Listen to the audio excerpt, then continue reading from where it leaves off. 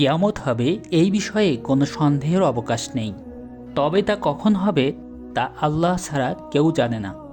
এমনকি হজরত মুহাম্মদ সাল্লাল্লাহু আলাইহি ওয়াসাল্লামও জানতেন না কিয়ামতের সময়।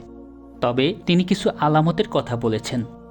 এসব আলামতকে দুই ভাগে ভাগ করা যায়, ছোট আলামত ও বড় আলামত। বড় আলামত 10টি এবং ছোট আলামতের নির্দিষ্ট কোনো সংখ্যা নেই। ছোট আলামতের বেশ কিছু ইতিমধ্যেই প্রকাশ পেয়েছে, তা নিয়েই আজকের আয়োজন।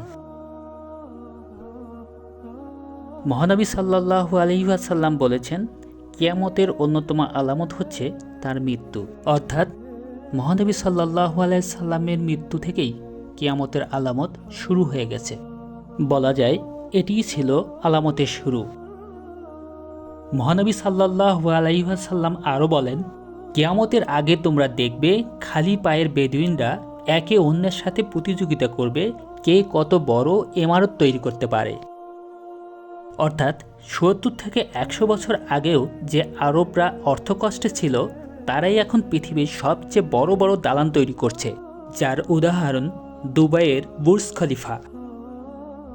আরও একটা ভবিষ্যৎবাণী করেছেন নবী করিম সাল্লাল্লাহু আলাইহি ওয়াসাল্লাম যে কিয়ামতের আগে মসজিদ হবে রাজপ্রাসাদের মতো। যদিও মহানবী সাল্লাল্লাহু আলাইহি ওয়াসাল্লামের নির্দেশ ছিল মসজিদ হবে সাধারণ, কিন্তু আজ আমাদের আশেপাশের মসজিদগুলোর দিকে তাকালেই দেখা যাবে কি নেই। মার্বেলের পাথর, দামি কার্পেট, ঝাড়বাতি, কি নেই সেখানে, একদম রাজপ্রাসাদের মতো। মহানবী সাল্লাল্লাহু আলাইহি ওয়াসাল্লাম আরও বলেন, কিয়ামতের আগে হত্যা বেড়ে যাবে, এতটাই বাড়বে যে হত্যা করছে সে জানবে না কেন হত্যা করছে, আর যে হত্যা হচ্ছে সেও জানবে না কেন হত্যা হচ্ছে। মহানবী সাল্লাল্লাহু আলাইহি ওয়াসাল্লাম আরও বলেন যে কিয়ামতের আগে সুদের ব্যবহার বেড়ে যাবে, এতটাই বাড়বে যে কেউ এর ধুলা থেকে বের হতে পারবে না।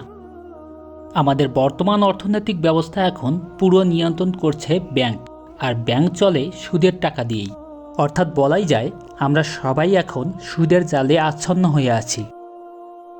মহানবী সাল্লাল্লাহু আলাইহি ওয়াসাল্লাম আরও বলেন যে কিয়ামতের আগে সাক্ষরতার হার বেড়ে যাবে, কিন্তু মানুষের জ্ঞান কমে যাবে। অর্থাৎ মানুষ পড়তে পারবে, লিখতে পারবে, কিন্তু প্রকৃত জ্ঞান থাকবে না। তিনি আরও উল্লেখ করেন যে শেষ সময়ে বক্তা বেড়ে যাবে, কিন্তু প্রকৃত জ্ঞানী লোক কমে যাবে। অর্থাৎ এমন অনেক বক্তা থাকবে যাদের আসলে কোনো জ্ঞানই থাকবে না। এমন ছোট বড় আরও অনেক আলামত আছে যা মহানবী সাল্লাল্লাহু আলাইহি সাল্লাম 1400 বছর আগেই বলে গেছেন, এবং তা আমরা এখন দেখছি। এই আলামতগুলো দেখলেই বোঝা যাবে যে আমরা কিয়ামতের কত নিকটে চলে এসেছি।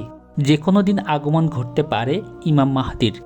এর পরে থেকেই শুরু হয়ে যাবে বড় আলামত, যেমন দাজ্জালের আগমন, ঈসা আলাইহিস সালামের আগমন, ইয়াজুজ মাজুজ, 3টি ভয়াবহ ভূমিকম্প, ধোঁয়া, অগ্নিকুণ্ড, এক পশুর আগমন, আর পশ্চিম দিক থেকে সূর্যোদয়।